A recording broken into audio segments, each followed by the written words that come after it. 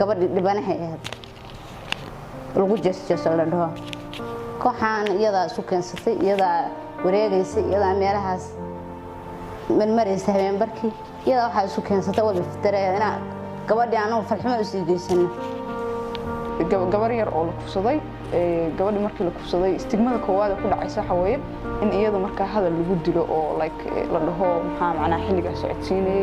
maxay u soo baxday maxay sida u samaysay maxay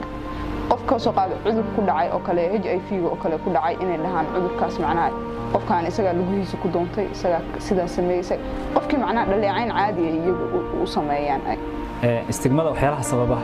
waa waxyaabo badan istigmada iyada wax kala noqonaysa qaybo istigma waxa jirta HIV oo qofkaas in maaragtay uu ku takoorayo in uu maaragtay xataa gurigii dad laga saaray baan aragnay waxbarashada dad laga soo ceeriyay baan aragnay istigma marka waxa sababaya wax baqdin uu ka baqayo qofkan inuu ka qaado xanuunkan istigmada dabcan kufsiga oo kale waxay noqon kartaa istigma ah in maaragtay qofkan uu yahay qof maaragtay sharaf lahayn oo kale culture ahaan dadka maaragtay Soomaalida qofkaas oo kale waxa ku dhacay waa la bahdilay marka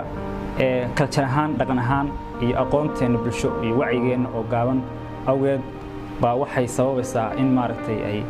istigmadii ay badato